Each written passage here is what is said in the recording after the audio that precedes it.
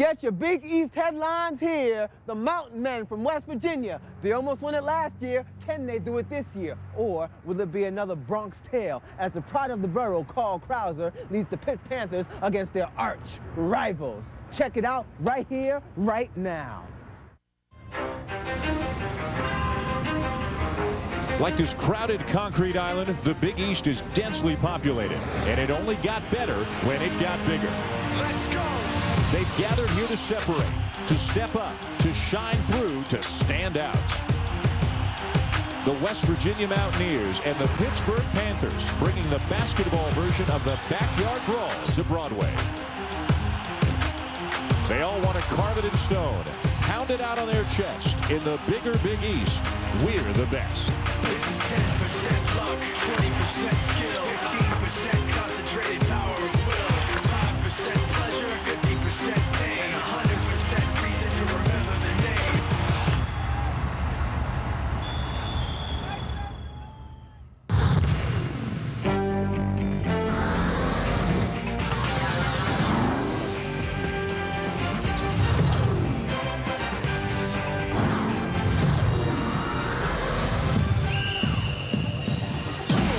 It has been quite a day of basketball here in New York City as Championship Week presented by 7-Up rolls on, or the Big East Championship presented by Aeropostale, the fourth and final quarterfinal of the day, and now the evening session.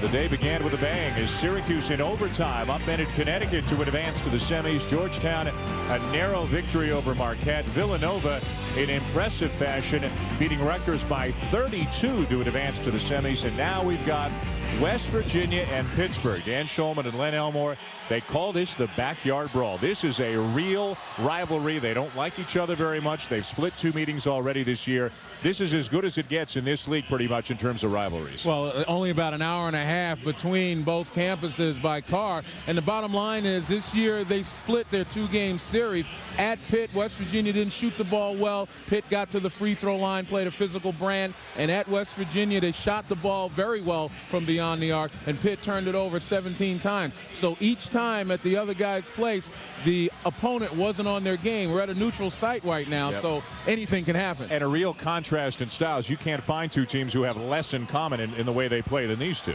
Well, absolutely not. And again, you talk about the experience factor with West Virginia. They've got 5 seniors who play an awful lot, very determined, excellent judgment, very deliberate. And then with Pittsburgh, you got Kyle Krauser, a senior, but then there are a lot of freshmen and sophomores who have to play key roles. And sometimes Carl Krauser believes he's got to do it by himself. We'll see today if the experience factor makes a difference. Let's check out our Star Watch, and we're going inside to the big fellas. And again, a contrast. Yes, they're both centers, but they're very different kinds of players. Well, Aaron Gray, you see what he was able to do at home, and he got inside an awful lot, hit the boards well, and taken out of the game in West Virginia. Kevin Pittsnogle couldn't think of a more nightmarish evening on February 9th. He went 0 for 12, and then he came back with a vengeance at home, feeling a lot more comfortable and a father. In the last year and a half, Kevin Pittsnogle, though the word Pittsnogle, it's become a household name. It's become a verb in many parts of the country as well. And for more on Mr. Pittsnogle, here's our Mark Jones. Yeah, if you are an opponent of West Virginia, you don't want to get Pittsnogled.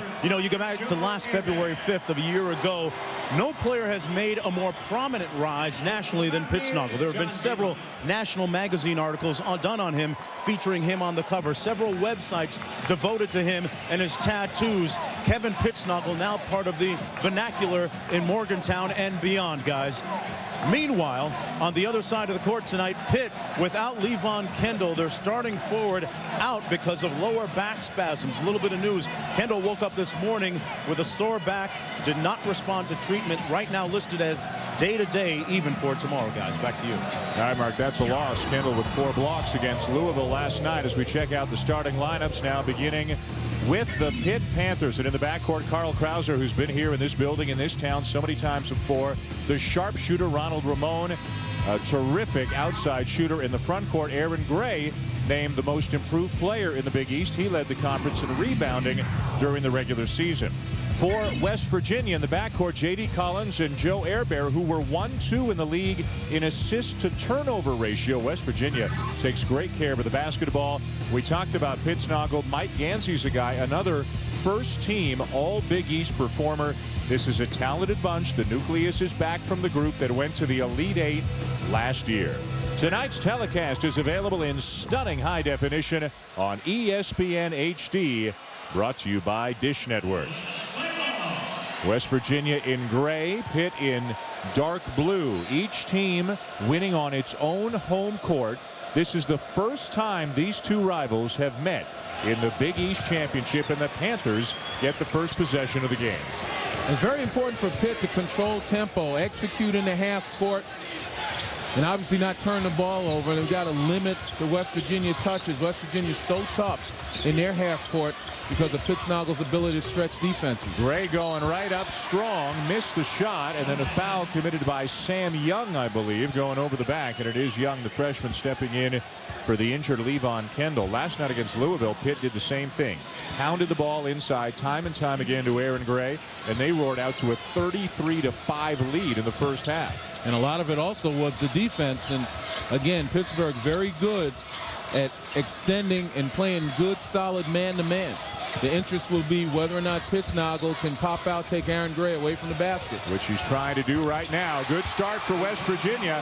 They live and die by the three, and Pittsnogle, their center, is as good at shooting the three as anybody on the team. And that's the definition of being Pittsnogle. 6'11" guy steps out.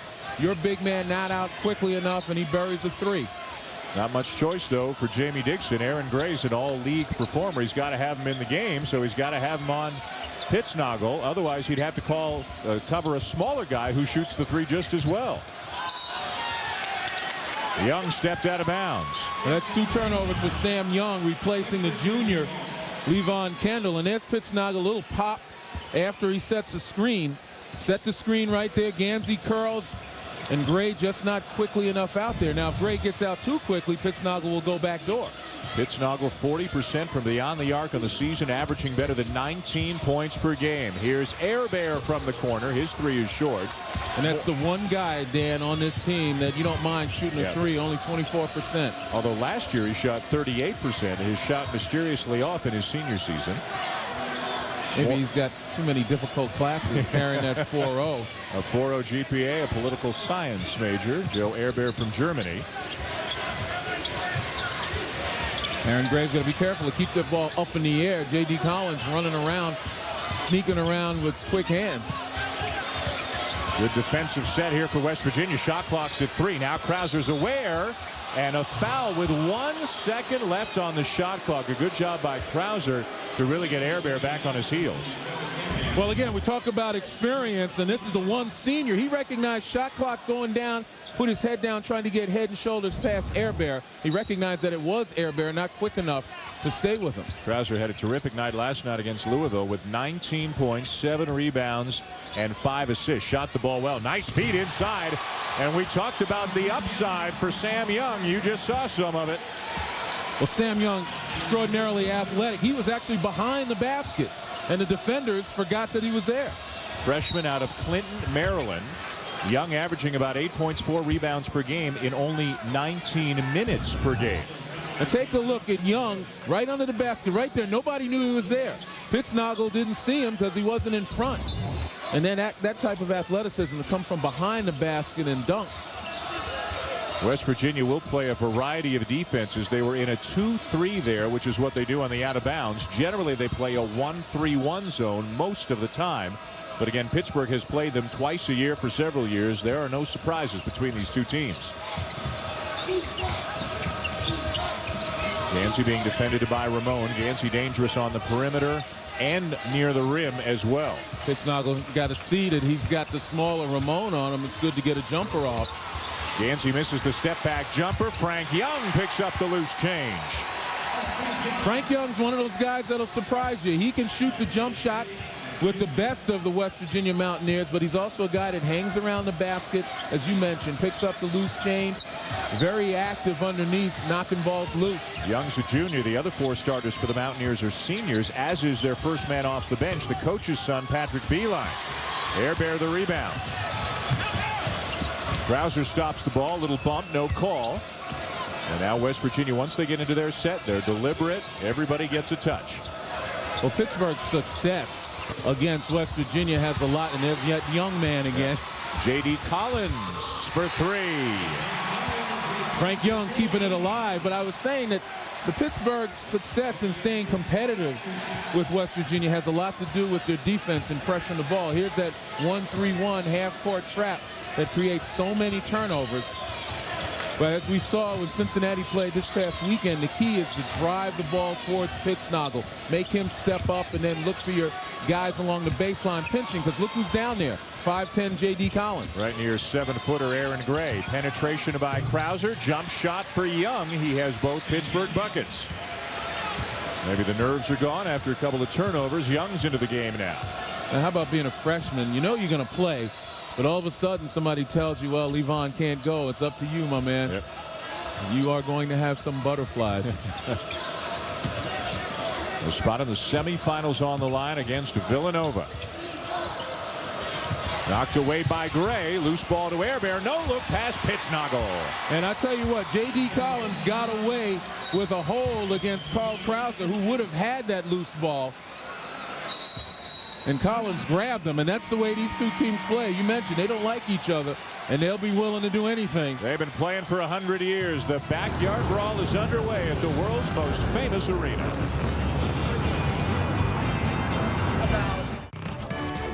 ESPN's exclusive presentation of Championship Week is presented by 7-Up. If you want 100% natural lemon and lime flavors, the only way to go is up. And in part by Capital One. What's in your wallet? Back here in New York, inside the Garden, the world's most famous arena. West Virginia off to a good start, up by 6. Len Elmore is going to show us how getting a loose ball is going to be a team effort, as it was for West Virginia. Well, you call this whatever it takes to save a turnover. You take a look here, loose ball, and right here in the middle of your screen, look at J.D. Collins holding on to Carl Krauser. Krauser would have gotten to that ball and created a fast break the other way. Instead, Collins prevented him from getting there, and it turns into a bucket. And again, these two teams, obviously we talked about the heated rivalry. I'm sure Carl Krauser has done that a few times. Once or twice, Collins. Krauser is senior, actually almost 25 years of age. Went to prep school for a couple of years, then redshirted. People will remember Brandon Knight, the tremendous point guard who preceded Krauser. They intersected for 1 year in Pittsburgh. Knight is younger than Krauser. Krauser thought about going to the NBA, evaluated his draft prospects, decided to come back. Got a lot of help on the perimeter. Antonio Graves has checked into the game. That's him with the ball right now. Over to go baseline. Ramon, though, will put up a 3. Gray, the offensive rebound. Collins took it away and then committed a foul. But you talked about it already. Gray keeps bringing that ball down. And Collins, who's running on the baseline, is looking for those opportunities. Gray with a nice offensive rebound. Look where he brings it. Right below his waist. And that's right in J.D. Collins' eyes. That's 5'10", stripping the ball away from the 7-footer. But Aaron Gray has had a terrific season. As mentioned, the most improved player in the Big East. Went from about a 4.3 rebound a game guy to 14 points, 10.5 rebounds. Gone are Chris Taft and Chevy Troutman from last year. Gray has stepped into the void and become a terrific player. First team All Big East. Well, he accepted the challenge this summer. A rigorous workout regimen. Also playing ball against some of the top players in the NBA in Philadelphia. Got him ready mentally, no question about it. This is a tough assignment for him because of Pittsnogle spending so much time on the perimeter. Everything that Aaron Gray has spent his whole life doing and learning defensively does not apply in this game here tonight. Airbear on the drive. Nice look away, but he missed the layup. Use the left hand. Got to use the backboard as well. Didn't get enough of it. Airbear, the senior from Germany, has his parents in the house here tonight. They come every year for the last home game in the Big East tournament. Levance Fields with the ball, another freshman. He and Young, part of a very talented freshman class for the Panthers. And again, these guys are going up against seniors, guys with a tremendous amount of experience. Look at Gray, just keeps going to get his own shot. Boy, you got to put some of them down, though. He was only 4 for 13 last night. With a little better touch around the rim, he'd be a monster. Well, he's worked hard enough to get here. To get another summer of work. to perfect it. He's had a terrific year. He lost Pittsnogle, and Pittsnogle missed the layup. Sometimes you wonder if that was too close for Pittsnogle. With his range and his success, probably not used to being under there that free. As Mark Jones mentioned, the breakout game for Pittsnogle last year against Pittsburgh. Dior Fisher came down with the flu. Pittsnogle stepped into the starting lineup, had about 27 points, a huge second half. West Virginia won in overtime, and they rode that momentum all the way to the final. You got to make those. And Krauser's even getting a little upset. There was a mismatch with J.D. Collins. Krauser took Pittsnogle outside to create the mismatch. Gray has a point-blank layup and just misses 2 of them. He has missed 4 in the last 2 trips down the floor. Air Bear with a travel. What's going on around the rims here, Len? Well, I'm not sure. Again, Pittsnogle, he's expecting some contact, I think, and just doesn't follow through. But there's Pittsnogle way outside on Aaron Gray. I mean, on Krauser, and inside on Aaron Gray is J.D. Collins. And Gray, instead of taking his time locating the rim and using a height advantage, rushes it up. You got to recognize the mismatches and take full advantage. Gray sits down 0 for 5 from the floor with 5 rebounds, almost all of them on his own misses. Patrick Beeline is coming to the game now for West Virginia, number 3, a long-range shooter. And in the middle for Pittsburgh, Tyrell Biggs, another freshman. 3 of them getting big minutes here tonight. It's out of bounds to West Virginia. Well, here's where Levon Kendall would make a difference. Kendall with good hands, good around the rim. You know, he'd be one of those guys that could be the recipient of a Fields or Krauser pass, as Fields and Krauser dribble and handle well enough to get into the gaps of that 1-3-1. And if you weren't with us off the top, Kendall the Jr. from Vancouver back at the team hotel with back spasms. Gansey is fouled by Fields, and there's where Gansey is so smart and so tough. He's just kind of lurking on the perimeter, but boy, does he have a nose for the basketball. One of the reasons John Beeline recruited him after Gansey decided to leave St. Bonaventure after that academic scandal that the Bonnies went through. John Beeline picked up this program, which was in pieces about 4 years ago, and with transfers and his son and players who he had recruited to Richmond, where he had been coaching, and his unique style of offense and defense, he has turned this into a national power. And he's been a winner on just about every level, and this was a great opportunity for him to, you know, kind of start from scratch. And boy, he didn't take long. And he wasn't the first choice. They wanted to get Bob Huggins, who's from West Virginia. Dan Dockich accepted the job, and then 8 days later went back, left the job, went back to Bowling Green, worried about sanctions that may have been forthcoming. None were. So at best, John Beeline was the third choice, but it's worked out pretty well for everybody involved.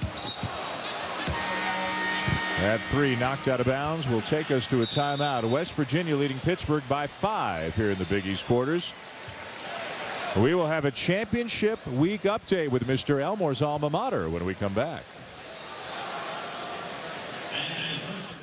Back here in New York, West Virginia leading Pittsburgh by 5. Time now for ESPN News Proud of the program. And in the spotlight tonight, Troy.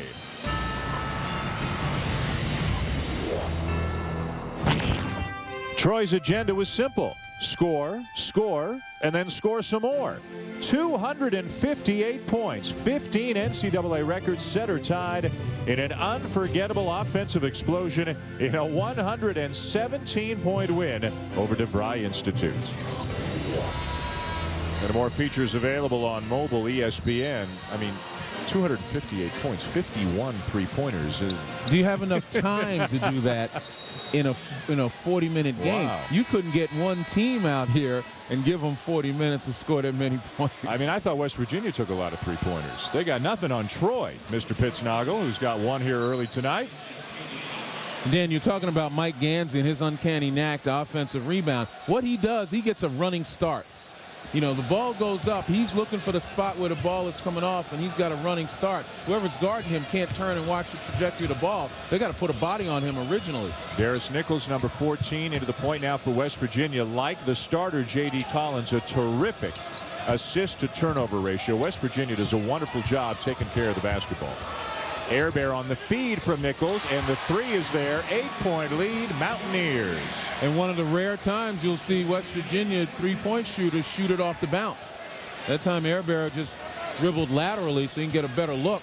And with his size advantage, had no problem. Airbear was one of those guys going to Richmond to play for Coach Beeline until John Beeline took the job at West Virginia. He called Airbear and he said, "You want to come to West Virginia?" Airbear didn't know where West Virginia was, didn't know what conference they were in, didn't know anything about it. He's from Germany, but he decided to follow the coach who recruited him with great results.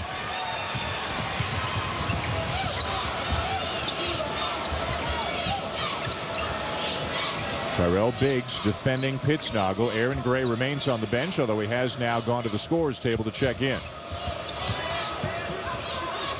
Trouble here. Nichols open. He'll take a three. And Pittsnogle was held underneath. And a foul is going to go against Mr. Krauser. Now for more on Mr. Airbear and his family who have come to see him here in New York, let's go back to Mark Jones. Yeah, they certainly have. And boy, a great story of family dedication, guys. His mother and sister, Christiane and Magdalena. Check out this journey. They flew from Frankfurt to Atlanta, connected from Atlanta to Pittsburgh, drove from Pittsburgh to Morgantown. In between one of his games, drove up to Washington and took a look at the monument and around the White House. Been here for about 10 days now. And Airbear, a great story, a 4.0 GPA. Learned English as a second language. Also speaks a third language, guys. Really an amazingly dedicated student athlete. He is. He's the definition of a student athlete, and he is an academic All-American this year, by the way, so congratulations to him. Pittsnogle misses the three, and another rebound as Sam Young has checked back in for the Panthers. And a nice job by Pittsburgh, again, focused on making it one and done for West Virginia. Nice cut by Fields, but he misses one from in close. Sam Young is the only Panther with any finish around the rim right now. And that's what you got to do at West Virginia. You got to battle them on the boards. Again, they are at -9 rebound margin, the Mountaineers, so you can get second chance opportunities. West Virginia is the second worst rebounding team in Division I out of 326 schools. Pittsnogle, nice little up and under, left it short. Out of bounds. It'll stay with the Mountaineers. Pittland has 3 field goals in this game, all of them belonging to Sam Young, as there's the graphic evidence of how bad a rebounding team West Virginia is, but they compensate for that weakness in many other ways. Right. They don't turn the ball over. Only 8 turnovers, the second fewest in the nation. They pass the ball well, and they knock down a ton of threes. More than half of their shot attempts are from three-point range. And they also average about 18 assists a game, so they have that excellent ball movement. With so many threats out there, you never can really focus on taking away one guy. Again in the 1-3-1 with Pittsnogle in the middle and the point guard, in this case Nichols, on the baseline as Patrick Beeline is called for the foul. Again, we talked about, you know, both of these teams more than willing to do what it takes. Pittsnogle with just a slight push off, not much, enough to create some separation between him and Aaron Gray. Pittsburgh taking a 30-second timeout gives us an opportunity to remind you about the Big East semifinals. After this game, we'll have only 4 teams left at the Big East Championship presented by Aeropostale, and one of them is the number 9 seed Syracuse, which knocked out top-seeded and top-ranked UConn in overtime today. Georgetown defeated Marquette by 3 to advance as well. Villanova, in impressive fashion over Rutgers, will take on the winner of this game. Those games also available on ESPN HD. Jerry McNamara and Syracuse, Len, at this point have to be considered the biggest story at the Big East Championship. Oh, there's no question about it. Again, it's thought to be on a bubble that was slowly losing air, and suddenly, you know, they've inflated themselves with big wins to the point where they should be in the tournament. And the fact that they knocked off not only number 1 seed, but the number 1 team in the country, you know, at a time when people were counting them out, it's just an amazing story. And obviously the leadership of the senior was relatively maligned over the last couple of days and had his coach step up to his defense. I mean, just tremendous, tremendous college basketball story. Ramona misses a 3. McNamara with 17 points and a career-high 13 assists in the win over Connecticut, and he hit a 3 with just a few seconds left to send the game into overtime. Young is stripped. Gansey comes up with a loose ball. Well, a couple of guys trying to do too much right now. The guys who should be penetrating actually should be Levance Fields, and to a certain extent Benjamin, who's got the ability to do it. They should be trying to beat the gaps. Nichols penetrates, and the lefty floats one off the glass and in. Again, look out on the floor right now. You got 2 freshmen and a sophomore handling the ball. You know, Benjamin, sophomore as well. So not a lot of experience out there versus 3 seniors and a junior out there, or 3 juniors and 2 seniors. Again, West Virginia. Again, Gansey getting his hand on a cross-court pass. Fields the penetration. Gray in traffic, hit the bottom of the rim with his shot. He is 0 for 6. He's rushing. Pittsnogle likes this 11-point lead. The Mountaineers up on the Panthers here in the big city.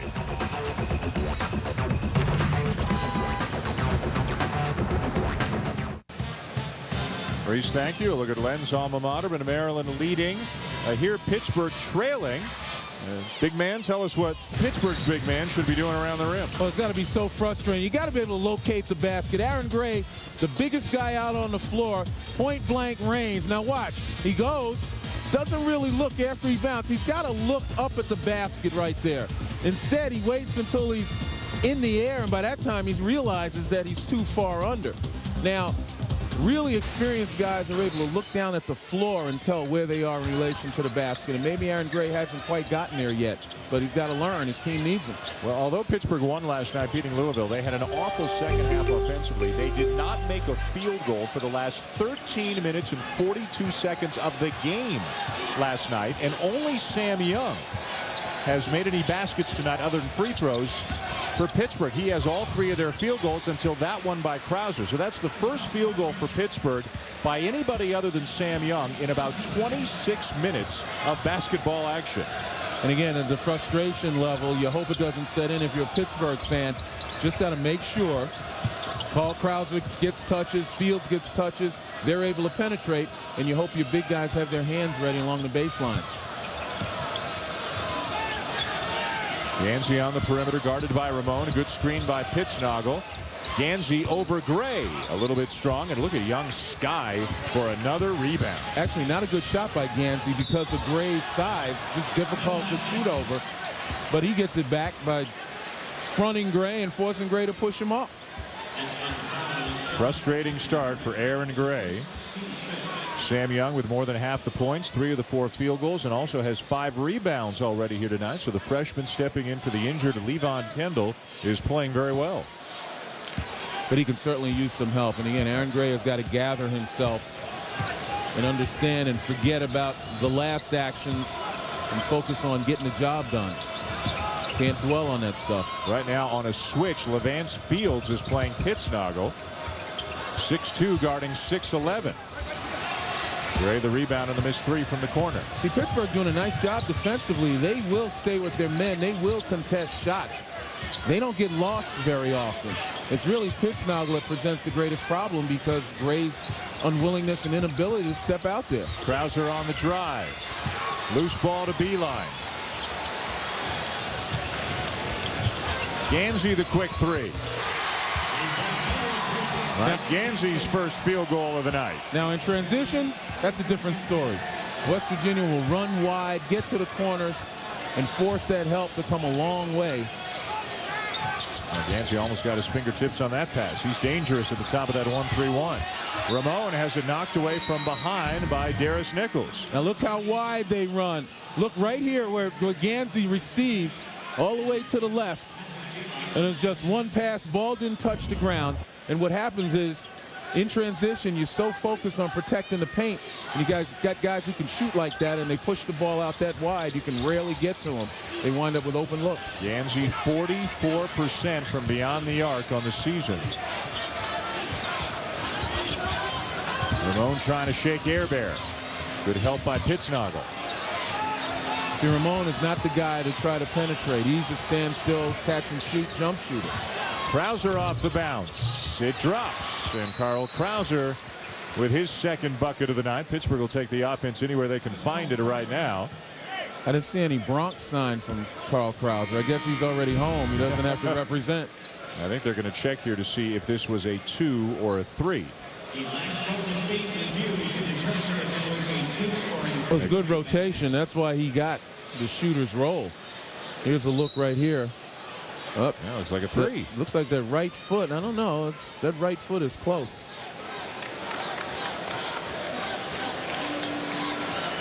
It was originally ruled a 2. Now they have changed it to a 3. So it's 22-13, and Jamie Dixon will take every point he can find. The way Pittsburgh has struggled offensively in the second half last night against Louisville, and the first half here tonight. Well, the hope for Pitt is that their defense continues to hold. I mean, you're going to give up some threes to West Virginia. But in the half court, when you force them to come down against the half court, Pitt has made it difficult for them. It's the transition opportunities that have helped West Virginia. Pittsburgh won by 4 at their place against West Virginia about a month ago when Kevin Pittsnoggle, who's going to the line now, went 0 for 12, did not score a point, and fouled out. Then West Virginia got a measure of revenge on senior night a couple of weeks ago down in Morgantown, beating Pitt by 5. But Pittsnoggle just appeared to have one of those awful nights that every player goes through now and again. His son had just been born a few days earlier. It was his second game back since the birth of his son, about 5 days after the birth of the baby. And his wife Heather is there with young Quincy. Mom Tammy there. Well, maybe he went through one of those nights that every player has, and probably one of those sleepless nights that every father has, every new father has. So Kevin Pittsnoggle is going to get a new tattoo, he says, in honor of young Quincy Pittsnoggle. Where? Is there any more room? He has become a cult figure in Morgantown, all of West Virginia, and beyond.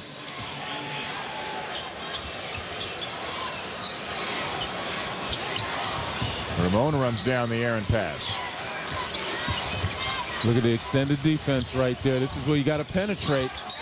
Good recovery. Collins got in there to knock the ball away. And West Virginia just great hands and are very active in that zone.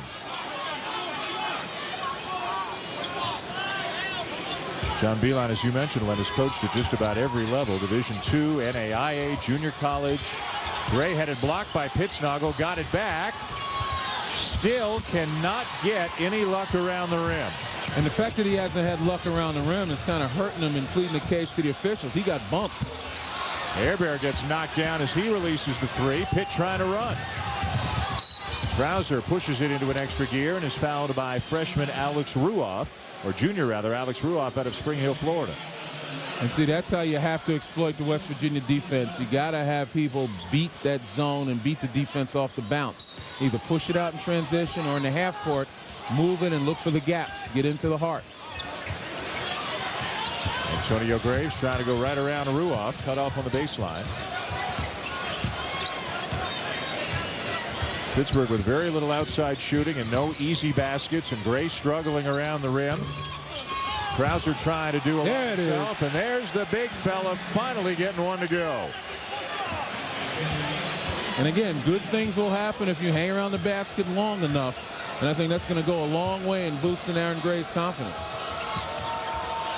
Pittsburgh crawls back within 9, 4 minutes to go in a low-scoring first half. A spot in the semifinals and a date with Villanova on the line tomorrow night for the winner of this game. Syracuse and Georgetown in the other semi. Both semis available tomorrow night on ESPN.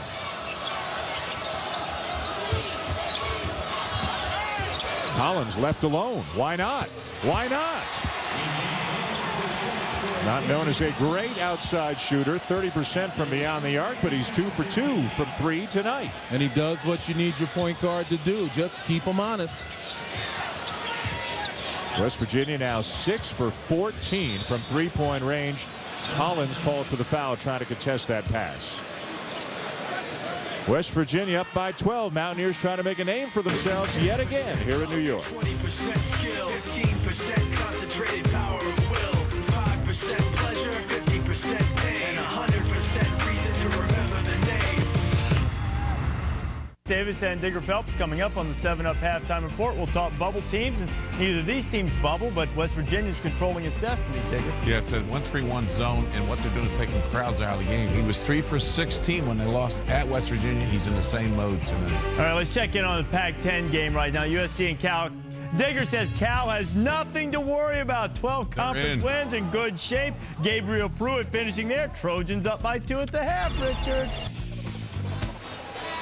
All right, Reese Digger, thank you very much. 12-point lead for West Virginia. That orange tie highlighter combo that Mr. Phelps is He's glowing in the dark. He is glowing in the dark. We won't lose him on the way home tonight, but it reminds us that another version of the orange, Syracuse, the upstart Syracuse orange, fresh off a win in overtime over Connecticut today, will take on the Georgetown Hoyas in the first semifinal tomorrow night here with the Big East Championship presented by Aeropostale. And then Villanova against the winner of this game following at 9 o'clock. Both games available on ESPN HD. So it'll be Jim Boeheim and John Thompson going at one another in the Big East Championship. This is JT3, but Big John will be in the house as he was today. Nice job throwing over the defense right now. That's the second time that Pittsburgh has recognized the opportunity. Gray setting himself up nicely in positioning. So Pittsburgh gets it down to 10 under 3 minutes to go in the first half. Nice pass. Pittsnoggle bobbled it away. Here comes Krauser. And it's amazing what you can do, even if you're not shooting well, how you stay in the game with good defense. No look pass to LaVance Fields for 3. Here come the Panthers. And it takes a senior to lead him, Carl Krauser right now. Throwing good passes to people, getting them in position to succeed, playing the defense. Foul on Sam Young. Krauser may be streaky and he has his critics, but every time I do a Pittsburgh game, he looks like their most indispensable player. Well, he knows how to play. I mean, there's no two ways about it. That penetration, he knew where Fields was. And again, over the top right there, just a nice job of Aaron Gray getting behind the defender, forcing the defender to front with no help on the other side. Foul on Sam Young, his second, so he'll sit down for the last 2:26 of the half. Jamie Dixon wants to make sure he doesn't get his third. And the foul putting Pittsburgh over the limit as Joe Airbear hits the front end. We talked about what a great student he is, an academic All-American, the Big East Scholar Athlete of the Year, a 4.0 GPA in political science, minors in Spanish, speaks 3 languages, and spends a month every year playing with the German national team in the summer. So while a lot of other students are still in summer school taking courses, catching up on their academics, he falls behind, then gets caught up and maintains a 4.0 GPA.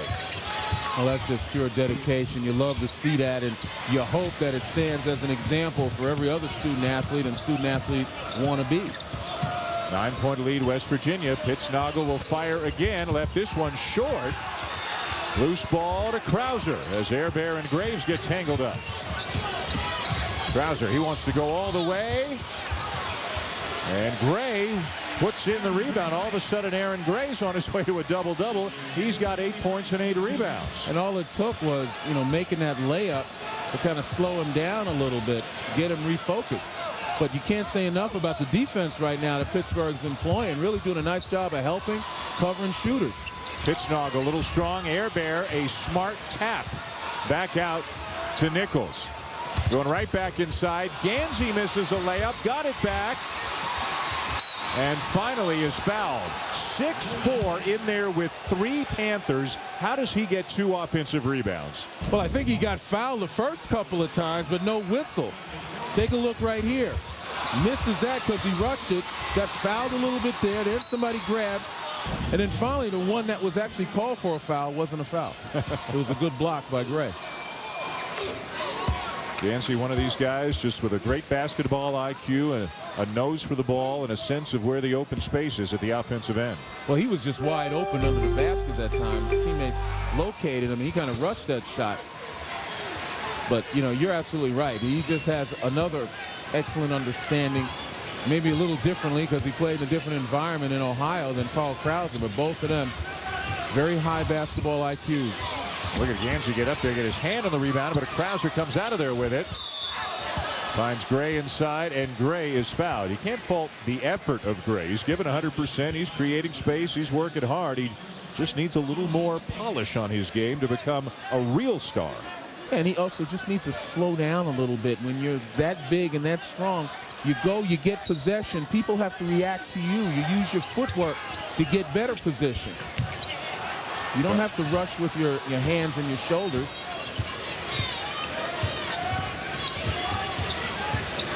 Fields trying to shake Beeline. Pretty stuff, but didn't get him anywhere. Yeah, that's sometimes the plight of the playground player. Levance Fields can be more than that, just like that. Pull-up jumper. It's going to be his basketball next year when the Krauser is gone. Those around the program expect him to assume most of the point guard duties. A very confident young man. Well, he's showing some signs that he can handle it. And again, it's pretty good to have Carl Krauser as a tutor. Just like Krauser had Knight, Brandon Knight before him. About a 6-second difference between the game clock and the shot clock. Pitt has not played well, but they're in the ball game. And timeout John Beeline, as they weren't getting anywhere. We'll come back for the final few seconds of the first half right after this. Hey, tomorrow get your day started early as championship week presented by 7-Up continues. It's a quarterfinal out of the Big Ten. Penn State, which knocked off Northwestern in convincing fashion today, will take on the Ohio State Buckeyes in a Big Ten quarterfinal game. Let's not forget the Buckeyes, Len, may be in play for a #1 seed, depending on how things shake out. If they can win that Big Ten tournament, they'll be in the conversation. Well, they definitely messed up my projections. A couple of weeks ago, I was calling them a dark horse Final Four team. They're more than a dark horse team. Boy, that is not like West Virginia at all, especially out of a timeout to not even get a shot off when they knew there were only 10 seconds left in the shot clock. An opportunity for Pittsburgh to narrow the gap. Fields.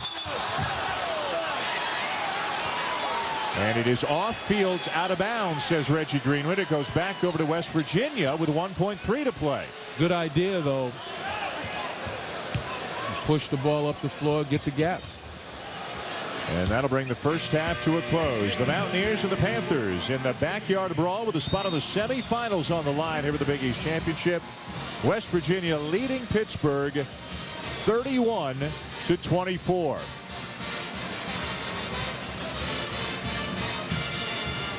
Let's go to Mark Jones now, standing by with the head coach of West Virginia, John Beeline. Coach, why was your 1-3-1 half-court defense so successful against them in the first half? Well, you know, you don't see it an awful lot, you know, when you play against it. And we had a real good rhythm. I thought we were real active. We had our hands real high, you know, and then it's difficult to go against on really no dates prep. What do you say to your team at halftime in the locker room about being able to close them out in the second half? Well, it's going to be hard to because they play terrific defense. I mean, really good defense. So we're really going to have to execute offensively to get a little bit better shot. And then defensively, we can't give them any more second shots now. We got to keep working and working and getting those loose balls. All right, thanks a lot, Coach. Good luck in the second half. Guys, back to you. All right, Jonesy, thank you. As we revisit our Star Watch, the big guys putting up numbers, although nothing is coming easily for either one here tonight. Time now for the 7-Up halftime report. Reese Davis and Digger Phelps.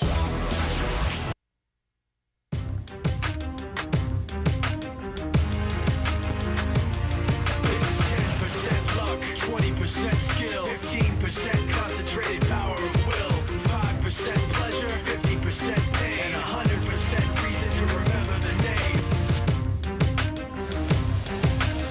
Welcome back inside Madison Square Garden here in New York City. Look at the first half stats. West Virginia leading by 7, as is always the case. West Virginia taking a ton of threes. Pittsburgh getting more of its offense done on the inside. But really, Pittsburgh had so many chances. It took Aaron Gray a few minutes to kind of find the range around the rim. In some ways, Pitt's fortunate to be down only 7 in this game. Well, they're fortunate, but also they've worked hard defensively. Now, West Virginia's shooting only 36% from the field. And the bottom line is they average 10 3-pointers made per game in their 20 wins. You know, they're more than halfway there. Pittsburgh's got to do at least as good a job of staying in their face. You got guys like Pittsnoggle shooting 3 of 9 from the field, Mike Gansey 1 of 5. So that tells you that Pittsburgh is knuckling down and really trying to keep these guys from getting off. Both of these teams are locks to go to the NCAA tournament. This is about getting to the semis in the Big East Championship and improving their seeding for the NCAA tournament. These longtime rivals, they've been playing basketball against one another almost 100 years as Young misses the 3. And I'll tell you, Dan, another opportunity for Pittsburgh is, in fact, second chance opportunities. 9 offensive rebounds. They've got 12 points. That's also keeping them in the game. Ronald Ramon misses a clean look. Gray the offensive rebound. And again, still battling for it. It's out of bounds to the Mountaineers. Gray says it was off Young, but to no avail as Gray starts the second half the way he began the first half. Again, sticking around, offensive rebounding, but still not good enough to finish just yet. And you take a look right there, and that could have been off either one of those guys. Gray now 3 for 12 from the floor. He does have 11 rebounds already in this game, but as we looked at the stat sheet during halftime, it appears 6 of those rebounds, they're at the offensive end, and they're all off his own misses. As we go to Mark Jones. Yeah, guys, that last sequence where Gray had those opportunities and missed, symbolic of the problems that Coach Jamie Dixon told me that they're having at the half. He wants his team to slow down and quote-unquote finish up on their shots around the rim. Defensively, they want to limit West Virginia's offensive rebounds. They gave up 8 of them in the first half. Guys? Well, the biggest advantage Pittsburgh appears to have over West Virginia statistically is in the rebounding. As we mentioned, West Virginia is a very poor rebounding team. And in the 2 games between the 2 schools this year, Pitt out-rebounded West Virginia by 12 in one game and by 17 in the other. Only by 3, as you can see so far here tonight. Gray again a touch inside, again follows his own miss, and this time converts. And again, Pittsburgh going back to what we spoke of in the first half, having the ability, since there's no pressure on the ball, the ability to throw over the defense and find Aaron Gray. Air Bear bobbles. Here comes Ramon. Air Bear tried to kick it back out to Gansey. Krauser got Collins in the air. Ramon for 3. And Pittsnoggle comes down with a rebound. That would have been a big make right there for the Panthers. Well, I'll tell you what, Pittsburgh down 7, but one of the things that Jamie Dixon has to be pleased about is that in their 20 wins, West Virginia averages about 19 assists a game, and that means good ball movement and wide open shots. They only had 6 at the half, and that means that the Pitt defense is forcing West Virginia to go more one-on-one. J.D. Collins with about a 25-footer. That is not one of the first plays in the West Virginia playbook. He does have a couple of threes tonight. Oh! Levance Fields streaks all the way down the floor and is heading to the line looking for 3. New York City in the house. Levance Fields showing a little bit of that quickness we spoke of. Just a little change of pace dribble. Air Bear not quick enough to cut off the lane. And you give Levance Fields a head start in pushing the ball, a couple of steps, running head start. The defense is going to be very hard pressed to stop him from getting to the goal. He might be a little bit quicker than people think he is. He's kind of a thick guy. He doesn't look like he's got the blazing speed that he does, but he gets end to end as quickly as anybody. Panthers back within 4. And again, look at the defense now. Ball pressure, not allowing the easy passes, and that's what you got to do.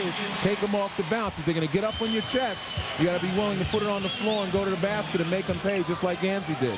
Gansey into double figures now with 10. The lead back to 6. Gansey at the top of that 1-3-1 zone.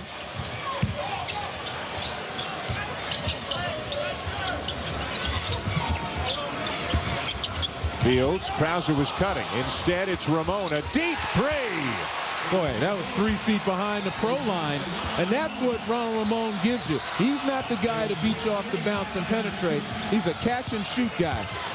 In conference play, Lanny shot 51% from beyond the arc, first in the league. Again, look at the defense now. Ball pressure, making it difficult to pass the ball. Again, Ronald Ramon, deadly from 3, and all that was just one-step penetration and then kick it to your wide-open shooter who flowed into it. And look at Ramon in Gansey's chest. Gansey puts it on the floor and takes it to the basket. No shot blocker in the middle for Pitt, so you do that without fear. Frank Young misses a 3. J.D. Collins, of all people, comes down with the offensive rebound. Got away with a little push-off, too. Arm extended in the back of the Pitt defender. Wasn't caught. Ramon's giving a little more room now. Boy, tough pass right there. Pittsnoggle. And look at who's underneath the rim. Mike Gansey got a piece of the ball, and it's out of bounds to West Virginia. Gansey made that handoff pass and then was part of the play underneath the rim. Again, he's just got a nose for the ball. He does an excellent job, again, of hanging around the perimeter, waiting to see when the ball is shot where it's going, and makes a beeline. No pun intended. That's pretty good. To that spot. You've been saving that one all year? Just came to me, Dan. Just came to me. Pittsnoggle over the extended Aaron Gray. And you do have to feel a little bit for Gray. It's just not something that a 7-foot, 270-pound guy is supposed to do. Chase another guy out beyond the arc. And look for West Virginia to go to that even more now, that screen and pop. Nice pass. And Gray with the finish inside. And it all begins off the bounce for Pittsburgh. Krauser and Fields, if they can penetrate, as I mentioned, get into the gaps, they're going to find some folks under the basket. The big guys, the high scorers for their respective teams. Air Bear misses a layup. Here comes Fields, full speed. Well, you wonder how Air Bear is missing those at 6'5". He's got a good look at it. And you can hear Jamie Dixon calling his team to slow down, slow down. They want to play this game in the 60s. That allows them to control tempo, to be able to get back and play good half-court defense and keep West Virginia from running in transition. The game they lost to West Virginia was in the 60s this year. The game they won was in the 50s. Nice touch there by Sam Young. That's not as easy a shot as it looks. And it was an excellent pass by Aaron Gray, who didn't rush things, took the double team and looked for his first option under the basket, was covered, and then he found Young. The noisiest the folks in the blue and gold have been tonight. A block by Sam Young. Play on. Levance Fields to tie it. With a Ramon inside. Gray puts a squeeze on it. There you go. Offensive foul, wave it off. Use the elbow. I'll tell you what, though. Even if it's a foul, and Jamie Dixon is laughing because he doesn't believe it, but Aaron Gray is starting to get the formula right now. Sam Young with a big block at the other end. Hit back within a deuce.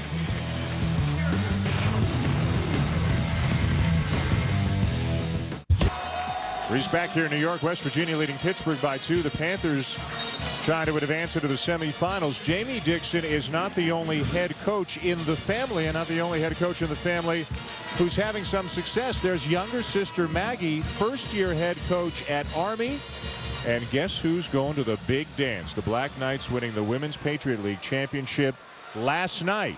Eddie Maggie's got a very close relationship with her big brother Jamie, coming here to New York to root him on here in this quarterfinal matchup with West Virginia. About 13 years between them, but they speak almost every day. Let's go to Mark Jones for more with the other Coach Dixon. Jonesy. Hey, and what do you do when your little sister's team is in trouble? Well, little sister picks up the phone and calls big brother. That's what happened when Army was 5-7. And she asked Jamie, hey, what do I do at this point? His advice was, hey, make sure that you build your players up constantly. Don't think ever about tearing them down. Now, I also asked her a few moments ago, how are you guys similar? How are you different? She told me that she wants to eventually have her team play the type of defense that Pittsburgh plays right now. But she says she'll take the offense, the fact that they led the Patriot League in scoring this year. Guys, back to you. All right, Jonesy, thank you. Well, the Pittsburgh men's program has been synonymous with good, tough physical play and defense the last several years. Sam Young with an offensive rebound and the putback. Pittsburgh has tied it. The Panthers now have the ball back. They have not led at any point in this game. In West Virginia right now, the Pittsburgh defense forcing West Virginia to settle for three-point shots, not able to go inside out as you see Carl Krauser slow to get up. Timeout taken by Pitt, tied at 38 here at MSG. Pittsburgh got a nice run here in the second half to get back into a tie with the West Virginia 38. The Panthers haven't led at any point of this game. One big reason they're in this game, the freshman Sam Young. And Sam Young pressed into a starting role with Levon Kendall coming out with a back problem. And again, he's not feeling any jitters. He's in there battling. You saw him hit a short jump shot, but he's playing within himself, doing all the things that he's been doing all year. And again, you show the athleticism, and there's a certain element of fearlessness in there. We talked about the experience factor with West Virginia, with guys who have been to the championship last year on the floor right now, versus Pitt with guys who weren't even here among the freshmen. And for those who were here, except for Carl Krauser, didn't play major roles. First career start for Sam Young, 10 points, 8 rebounds, a perfect 5 for 5 from the floor. Young with another rebound, but called for a travel. You know what? I'm sorry. You can't do that when you go up and down with 3 guys and you all fall down. Just because you get possession. I know that's the rule, but it's not fair. So you're saying play on. He's allowed to still have possession. I'm going to say play on, exactly. Until, because he landed on top of players. He never hit the ground. It's like in the NFL, you know, if you land on top of guys, if you're not hitting the ground, you can get up and run. But this is not the NFL. Well, and some people have said in recent years that a Pittsburgh basketball game is pretty close. Look at Pittsnogle battling Carl Krauser. Krauser, who's not giving an inch. Look at Krauser. And he causes a travel. Great job by Carl Krauser. That's Bronx tough right there. Look at him right here. He's fronting, playing tough. And Pittsnogle's got to realize that. Come on, you're a jump shooter. Just rise up and elevate. Instead, he tries to push him out of the way. Watch him try to nudge him out of the way right there. And Krauser, too strong, holds his ground and does a nice job of creating a turnover. Krauser is, as we say in the business, good TV. From a television perspective, he'll be sorely missed at the college level. Well, there's a guy, number 22, Antonio Graves, just passed up a couple of shots that they need to get off. Played really well last year and able to hit some of those shots. Weak side rebound, Antonio Graves. And Pittsburgh really getting after it on the offensive glass. Young has it taken away. Graves is there. And the Panthers full value for their first lead of the night. And you know what? If they're going to let them play like that, that's going to work to Pittsburgh's advantage. The more physical team is going to gain the advantage. And now the whistle blew, and the Pittsburgh players started going over to the bench as if it were a timeout. But I think Mike Kitts just wanted to get Pittsnogle and Biggs to settle down a little bit. You make a great point, though, and the more physical this game gets, the more that favors Pittsburgh. Well, you look here, excellent position down low. Biggs did a nice job of getting Pittsnogle out of the way. Got to get down on the floor, though, a lot quicker than that, but it worked out for Pittsburgh. Maggie Dixon, Jamie's younger sister, doing a little coaching, a little cheering, a little refereeing, a little politicking. She's working on the way she works the refs for her tournament game. Pittsburgh is now dominating West Virginia on the glass. We mentioned a little while ago they were only +3. They're about +13 right now. And again, settling for the long shot. And you got Kevin Pittsnogle at 6'11". He has some post-up skills. I'm surprised they're not trying to run things through him, particularly with a freshman guard and a man-to-man. Yeah, Aaron Gray's on the bench. Terrell Biggs, 3 inches shorter than Pittsnogle, is defending. Sam Young right into the double team, and Young is called for the offensive foul for using his left arm to try to hook around the defender. On Young, that is his third. Both Coach Dixons don't like that call. Take another look as we go to break. Pitt, though, other things going right as they're up by 2.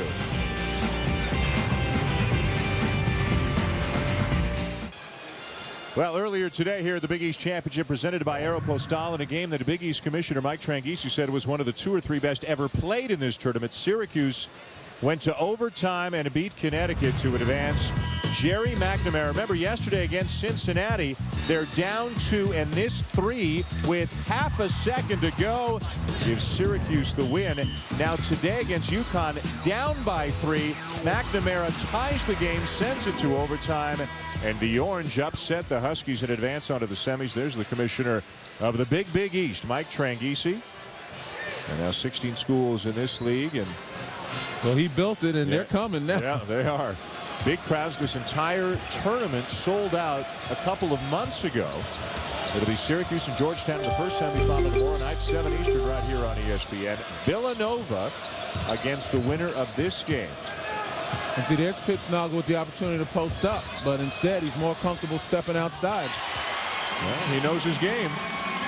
And that time, easy shot. Levance Fields, who was about 5'10", was the only one within range to guard him. Nice and well-executed play by West Virginia. West Virginia's first field goal in almost 5 minutes. During the regular season, a 4-point win for Pittsburgh, a 5-point win for West Virginia. Fittingly, it's a very close game, a 1-point lead for the Mountaineers here on a neutral court. Yeah, backyard brawl in somebody else's backyard. Graves, count it. I think Carl Krauser's happy he came back for one more year of college. Has he been having some fun? Well, you know it. And again, I talked about Antonio Graves last year.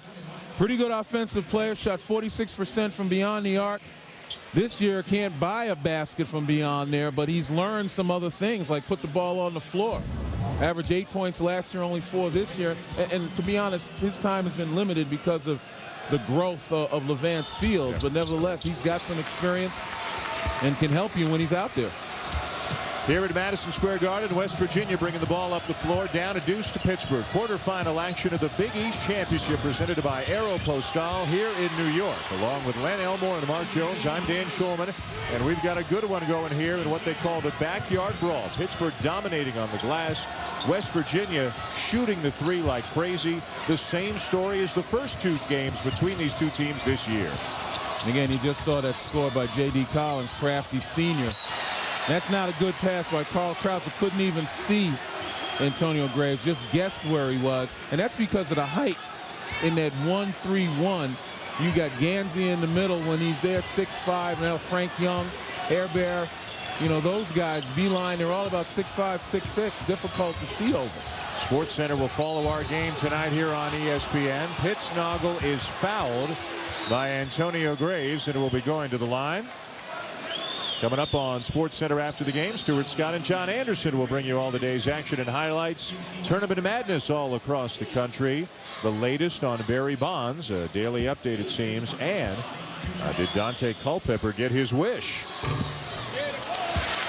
Pittsnogle generally a very, very good free throw shooter at 86%. He misses, and that gets his coach to pacing.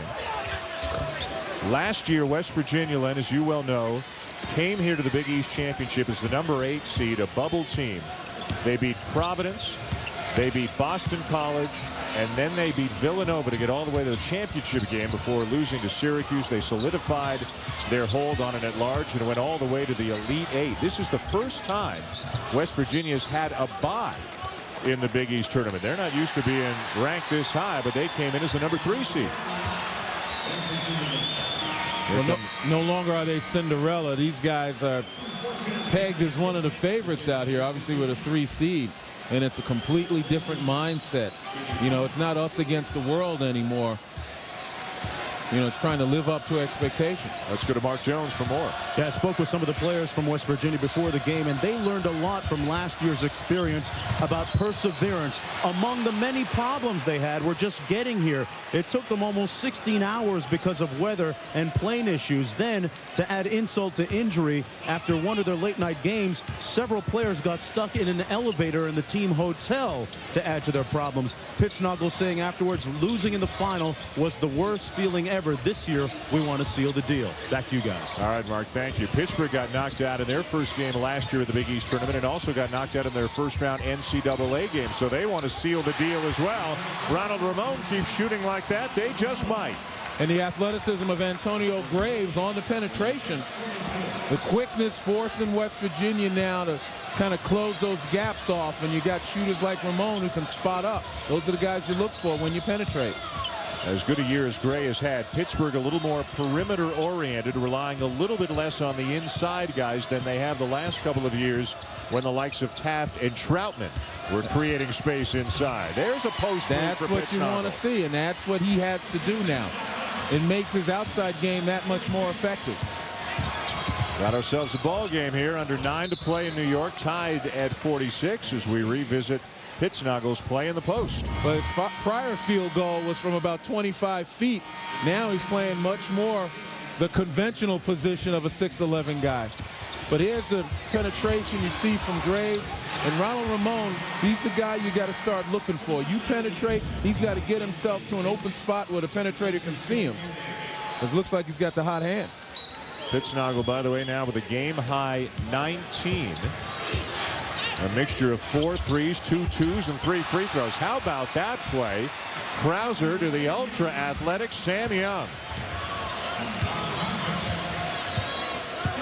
And Pittsburgh goes back on top as they continue to trade the lead back and forth. A steal by Aaron Gray. Let's give the big fella some credit for getting his hand on that pass about 25 feet away from the basket. And again, you play solid defense, you're always going to stay in the game, and you can make your own breaks. Pittsnogle the foul as Krauser tried to turn the corner. Again, against this 1-3-1, you have an opportunity to throw diagonally. Take a look at Sam Young right there. Here's the ball, diagonal pass, and when you have athletes, you can throw over the defense. And Krauser recognizes that. And remember, again, it's a short guy. That time, Darius Nichols on the baseline, and he can't get up in the air with the athlete. And the reason John Beilein plays his point guard on that baseline is he needs somebody quick who's able to run back and forth from corner to corner to cut down on those corner three-point shots. But the risk is when a team can recognize they can go diagonally. Gray is fouled. Will it be Young or will it be a Pittsnoggle? I think it went on Young. Under 8 to play. Pittsburgh by 2. A spot in the semis on the line here in New York.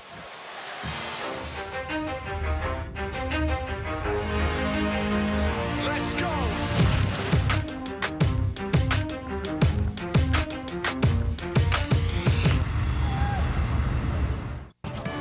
ESPN's exclusive presentation of Championship Week is presented by 7-Up. If you want 100% natural lemon and lime flavors, the only way to go is up. And in part by Chevrolet, an American revolution. Back here in New York, glad you're along with us for the Big East Championship presented by Aeropostale, all a part of Championship Week presented by 7-Up. Pittsburgh on top of West Virginia by 2. Len Elmore is going to show us what a tough job, whether it's J.D. Collins or Darius Nichols, the point guard has in this 1-3-1. Well, you take a look at number 1, is back to you at the baseline of the zone. And as you referenced, Dan, his job is to go from corner to corner to try to protect. It's not really to guard Aaron Gray. You leave that to the ball pressure out front so the passer can't see. Look how quickly Collins has to get out to the guys in the corner. Make sure they don't get that wide open shot. Meanwhile, moments ago, Mike Gansey left the West Virginia bench and went back to the locker room for some kind of medical attention. As we get more information, we'll pass it on to you. But Gansey, along with Pittsnoggle, the most important players the Mountaineers have.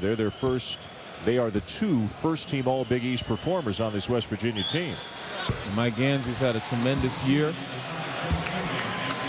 You know, really kind of exceeded expectations. He had a tremendous end of the year last year. And this year, very consistent. And West Virginia's got to find a way to hold the fort.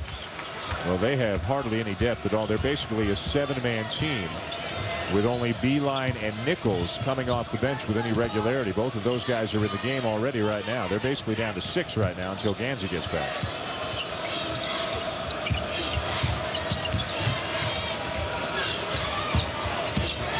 Air Bear.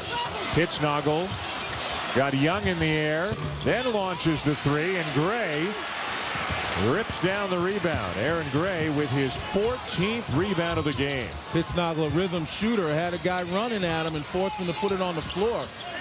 And that's why he didn't get the kind of look he wanted. Now Ramon on the drive. Bounce pass inside. Gray had it taken away by Nichols. Quick hands by these West Virginia guards. Air Bear from the corner. Big 3 to tie it. Early in the game, I was saying if anybody's going to shoot the 3, if you're playing defense, you want Air Bear 24%. But stepping up in a big game, as seniors do. Stepping up with mom and dad in the house all the way from Germany, coming to see the Big East Championship. Gray with a much smaller man on him in Beilein. Swung it across to Fields. The floater is good. Pitt by 2.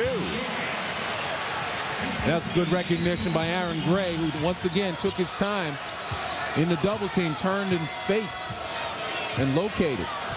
With Young and Fields, not to mention Biggs, the future's in good hands, it would appear, for Pittsburgh. Beilein misses the layup. Pittsburgh in transition. Krauser forcing the issue. Had it blocked by Air Bear. Not a good play by Carl Krauser. That time he tried to do more than he was capable of doing with the defense set the way it was. 2-point game nearing the final 6 minutes. The winner gets Villanova in a semifinal tomorrow night here on ESPN. Young for the lead. Kept alive by Gray, and now Fields is going to walk it up the floor. There is no sign of Gansey having returned. Collins will check in now as Pittsburgh calls a 30-second timeout. As mentioned, the semifinals for the Big East Championship presented by Aeropostale begin tomorrow evening at 7 Eastern. And this has a familiar ring to it. Syracuse, fresh off an upset over UConn, will take on Georgetown, which defeated Marquette. It'll be the Orange and the Hoyas in one semifinal And then our second semifinal again here on ESPN. The Villanova Wildcats, who beat Rutgers by 32 tonight in their quarterfinal, taking on the winner of this game. Villanova is ranked second in the country. Never before have they been the top-ranked team in the country. With number 1 UConn losing today, that's a possibility. And Villanova could be looking at the top overall seed going into the NCAA tournament. They know they're going to go to the Wachovia and play in Philly in the first couple of rounds. They'd like to go to Washington for the regional should they get that far and stay on the East Coast, stay close to home. But Jay Wright's team keeps answering all the challenges, don't they, Len? Well, absolutely. And again, you don't think that's incentive enough. You think because you're already in the tournament, that should be enough. Imagine being able to tell your grandchildren you're not only number 1 in the country, but you also won the Big East Championship all in the same week. That is a held ball, and it'll stay at this end of the floor. The UConn loss, by the way, in all likelihood, what it'll mean to them, they're still going to get a number 1 seed. What it'll likely mean is they're not going to go to Washington for what we used to know as the East Regional, but now called the Washington Regional. Again, should they get that far, they might wind up somewhere else like Minneapolis or Oakland, on the assumption that Duke will go to Atlanta as they try to keep the top seeds as close to home as possible. That hit about 3 people. Reggie Greenwood says we're going the other way now. Pittsburgh 51, West Virginia 49, Mountaineer basketball. Rubber match, if you will, of a 3-game series this year, each team winning on its home floor during the regular season. Let's go to Mark Jones with an update on Mike Gansey. Yeah, West Virginia without one of their key cogs right now being worked on by one of the team doctors in the locker room with stomach cramps, I'm told. He also has an abdominal strain, which is a separate issue. They say he is questionable as to whether he returns to the game, guys. Well, in Willis Reed-like fashion here at Madison Square Garden, here comes Mr. Gansey grimacing as he walks. Maybe not quite Willis Reed-like fashion. Joe Airbear commits the foul, his 3rd, but as Mark mentioned, and as West Virginia fans know, Mike Gansey means a whole lot to this team. Walking back toward the bench, he's going to sit down on the bench. Young with 2 more. Boy, nice look by Aaron Gray. He's finally slowed it down a little bit. Rather than being in a hurry, he's making decisions, but making them quickly and playing in a determined fashion. And Sam Young making the most of his first career start in place of the injured Levon Kendall. Frank Young says anything that Young can do, I can do better. And that's what I said before. Don't think about West Virginia as purely a 3-point shooting team. And they take what you give them. And if you've got a lane, they've got guys that can drive it. 2-point game, 4.5 to go. Fields to Gray. Hesitated a little bit, almost searching for the contact that wasn't there yet, but he did manage to finish. And again, can't say enough about the fact that he's now settled into playing ball. 15 points, 14 rebounds for the 7-footer. He's now got 16 double-doubles this year to lead the Big East. Frank Young for 3. Gray had it. Now Graves comes up with it for Pittsburgh. Boy, bodies are getting up slowly. There are some tired, banged-up people limping and grimacing in this game right now. And I like the way Krauser pushed the ball up, knowing that 2 West Virginia guys were on the floor. Now, to Airbear and Beeline's credit, they got up and hustled back. But Krauser was exploring the defense, looking to take any advantage he could. Under 4 to go. Pittsburgh with the ball and a 4-point lead, having trailed most of the night. There's a push called on Frank Young. Sam Young, a big story here tonight for Pittsburgh. The big fella, Aaron Gray, putting it all together. Double-double for him. Pitt by 4.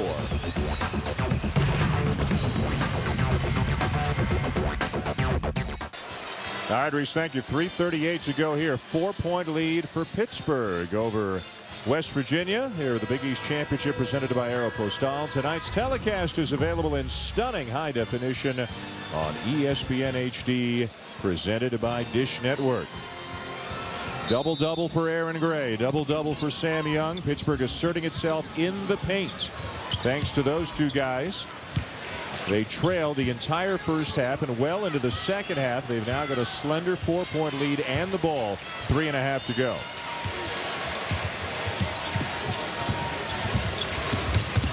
Krauser spins, looking for Young up top, double teamed, and forced to use a timeout.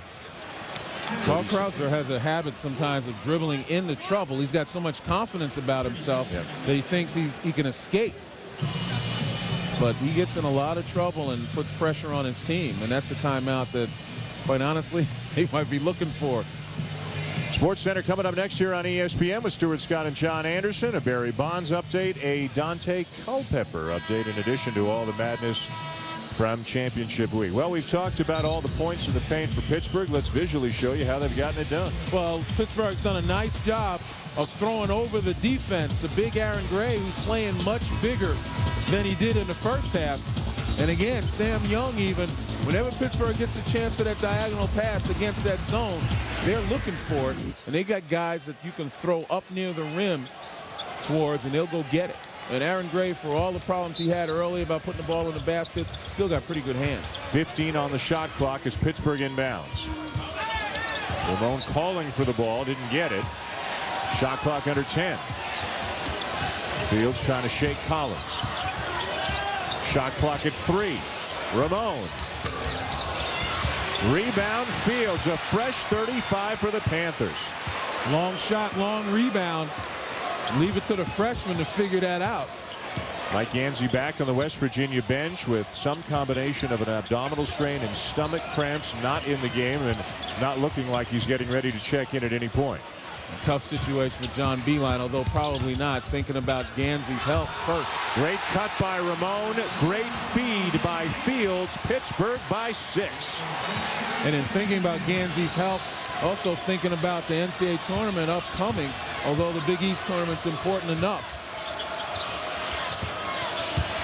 Pittsnoggle, jump hook. Rebound, Sam Young. What a game he has had in his first career start. Frank Young struggling to get back into the play. Grimacing after he fell awkwardly under the basket and limping a little bit right now on D. And Pittsburgh looking to melt the clock.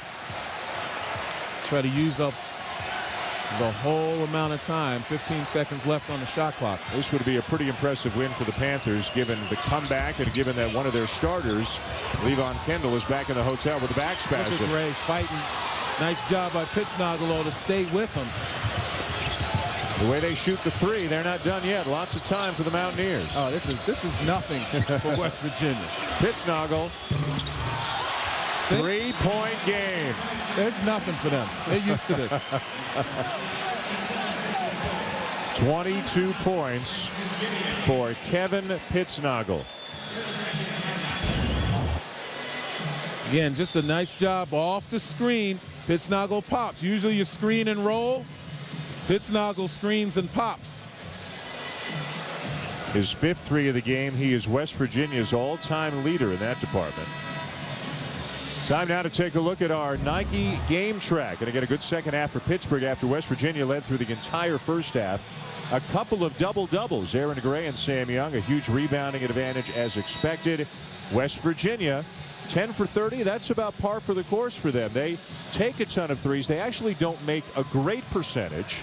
About 34% on the year. They're right about where they normally are. And you know they've got a few more left in them in the last minute 34 of this game. Well, you talk about their percentage. They take enough of them, and 34%, if you go by the 40-60 rule, that 40% of three-point shots is the equivalent of shooting 60% of two-point shots. They're not doing too bad, and I know you had the math last time, so give us the answer again. Let me look over your 34, about 51. There you go. Yeah. So and no coach would argue with 51% field goal. That's right.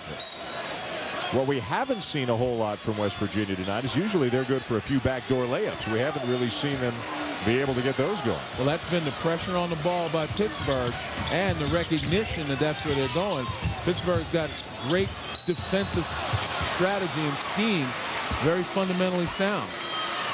Beilein the foul. West Virginia's over the limit, so Pittsburgh's going to have to start shooting some free throws here. And Carl Krauser, who wants nobody else to be at the line but Carl Krauser. He wants to be there when it matters the most, and I don't mean that in a bad way. I know. He wants to take charge and be the man and be the one to lead his teammates to victory. You saw the X sign as he crosses his arm. X for the Bronx, where he's from. He loves playing in this town. He loves playing in this building. Don't let the grand total of 6 points fool you about Krauser's performance tonight. I mean, he's been a leader. Ball penetration, ball movement, playing strong defense. Collins and Krauser, a lot of physical play between them, and Krauser gets called for the foul. That's just the 5th team foul on Pittsburgh. And you just love the angst on his face whenever he's called for a foul. You know, if you're an official, you call a foul on Carl, you start to feel guilty.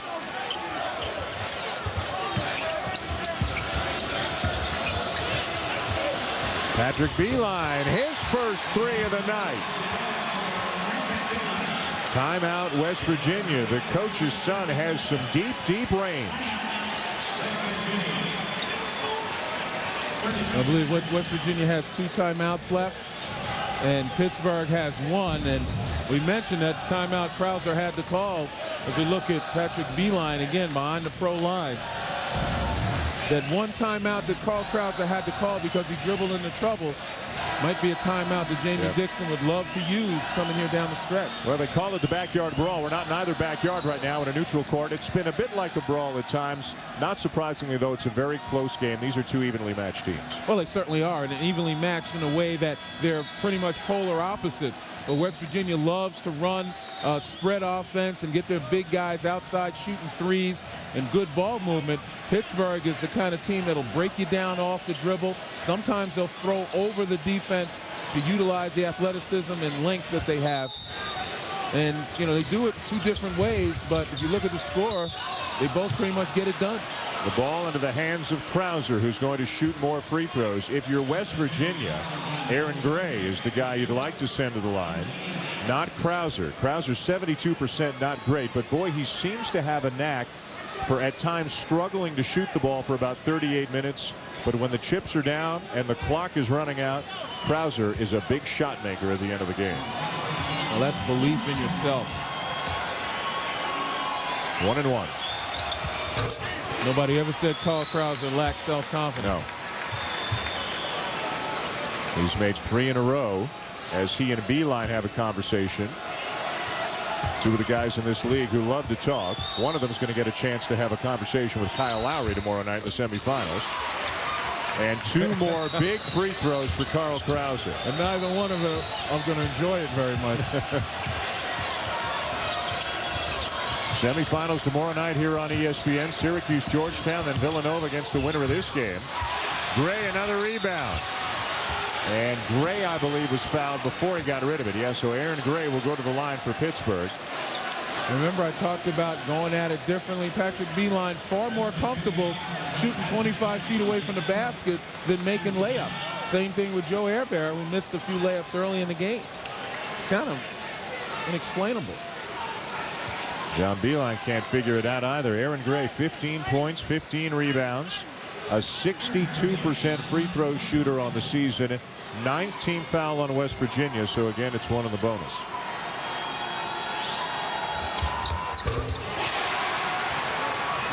Weird rotation and all. Aaron Gray puts it down. Mike Gansey unable to return to this game after leaving with some kind of an abdominal problem several minutes ago. Give the big man some credit. Pittsburgh's made 6 consecutive free throws their last 3 times down the floor. Made a 2-possession ball game right here, and they're forcing layups and taking away the 3. I told you what the defense does. They've done a terrific job all game. Krauser fouled by Pittsnoggle, and Pittsburgh can smell it now.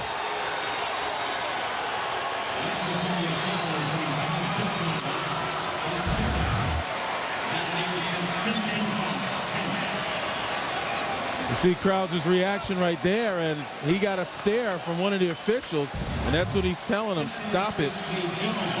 No taunting. Krauser recognized that, and his likable personality probably helped him in that situation right there. And right away he started saying, my bad, my fault. Sports Center next here on ESPN as soon as this game is over. Pittsburgh has upped to a 7-point lead. They were down 7 at the half. We'll have post-game coverage of this game over on ESPN News. After the Super Bowl win by the Steelers, maybe there's a little magic dust left over. Well, keep in mind, in the Big East, 16 teams, each team did not play 2 other teams in the league. Pittsburgh and Villanova did not meet in the regular season. Ramon with an acrobatic rebound, and he's going to shoot free throws, and it's all but over now. An impressive comeback for Pittsburgh. They showed a lot of character in this game here tonight. And again, we talked about the experience factor. West Virginia last year, Cinderella, the darlings, the upstarts. This year, they were the marked team, number 3 seed, one of the favorites. And Pittsburgh came in here with a relatively large amount of youth and inexperience on their team as well. And down the stretch, it came down to who was going to play the better defense, who was better able to execute against the other guy's defense. And Pitt won that battle. Ramon makes it a 9-point game. West Virginia's largest lead. That is not smart. What is he doing? Getting a little carried away, as he sometimes does. And Jamie Dixon had to cover his mouth because I know what he was thinking and saying. A 21-point turnaround in this game. The Mountaineers led by as many as a dozen back in the first half. Fortunately for Pittsburgh, they're not in the penalty. But maybe it wasn't so bad after all.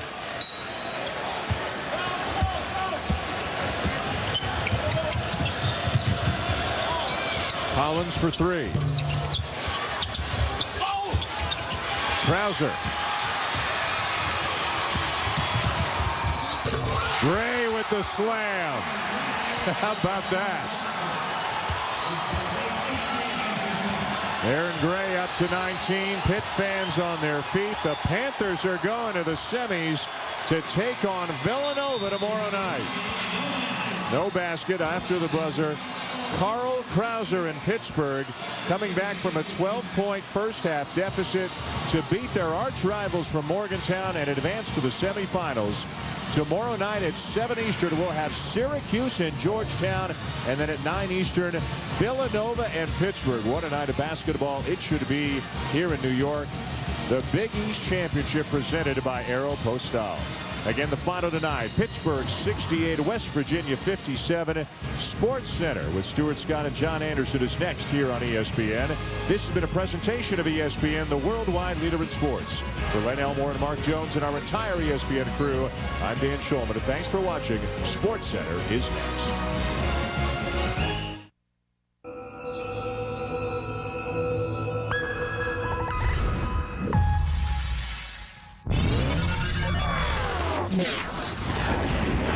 Fights through traffic to get the pass. Dribbles front court. Puts it behind his back. Gets to the lane. Top of the key 3. Yes! Yes! Yes! How good is Jerry McNamara? Good enough that he sort of did that again today, although we won't hear from Jim Bleepin Boeheim after this. Sports Center on TV paired with He apologized for bleeping. Yes, he did. Well, you shouldn't say those words. John Anderson, Stuart Scott, thanks for having us. You know, for some reason, the guy who's 7th all-time in the history of three-pointers in college was called overrated. Really? Well, Mr. Overrated's clutch three-pointer that you just saw gave Syracuse a last-second win in round 1 of the Big East tournament. Round 2, balling with the #1 team in the nation. Coach Jim Boeheim bleeped and said that without Jerry McNamara, Hughes wouldn't have won 10 games this year. Yo, Jim Calhoun on PTI Wednesday. I really truly believe, you know, the last 2 times, 99 and 2004, we were fortunate enough to win the national championship. We also won the Big East championship. So I like our mindset. We were on a 5-game win streak. I'd like it to be 8 at the end of the week, but it's going to be tough to do.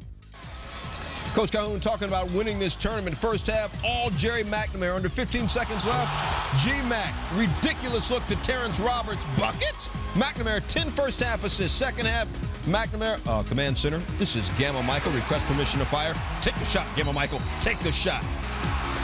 Remember, a week ago, DePaul whipped Hughes by 39. UConn down 6. Rudy Gay, get at me. Gay one of 5 Huskies in double figures. Hughes, though, up 4. Over a minute left, tied at 69. Eric Devendorf, the freshman. Craziness. He had 13 points, Hughes by 2. Under 40 ticks left. UConn down 2. Rashard Anderson, 3. From the left wing, have some. That is the first lead of the game for the #1 team in the nation. UConn up 72-71. Last chance for Hughes. McNamara takes it down court. from beyond the NBA three-point line. Baller. That's for the Gallaghers, for the McFalls, for the O'Learys, for the Sullivans of Scranton, PA. Talk about a fat three-pointer, but how about that? Marcus Williams could not get it to fall. We go to overtime, tied at 74. In the extra, Syracuse down 2. Lewis McCroskey finds Darryl Watkins. Watkins would get the bucket and the free throw. He's only a 50% shooter. He hit 4 key ones down the stretch. Q's by 1 after the free throw. Under 30 seconds left. Q's up 4. Devendorf steals the inbounds. Coach wanted him to bring it back out. Instead, he saw the layup and missed it. That would have iced the game. In transition, slow your roll, Denham Brown. UConn took 32 threes. They hit 10. 12 seconds left. Marcus Williams just misses a runner. UConn gets the ball back off the rebound. One last chance. 5 seconds. Marcus Williams got a look. Could not convert. Ball game. Syracuse upsets the #1 team in the nation. They win it 86-84. Jerry McNamara, maybe he's underrated. Dude has put the orange on his back in the Big Apple and said, let's ride, young cousins, let's ride. Back-to-back 17-point games and back-to-back buzzer-beating threes. And his 13 assists today, a career high and one off the tournament record. George Washington went through the Atlantic 10 regular season undefeated. They went through the A-10 tournament winless. Temple going to get the best.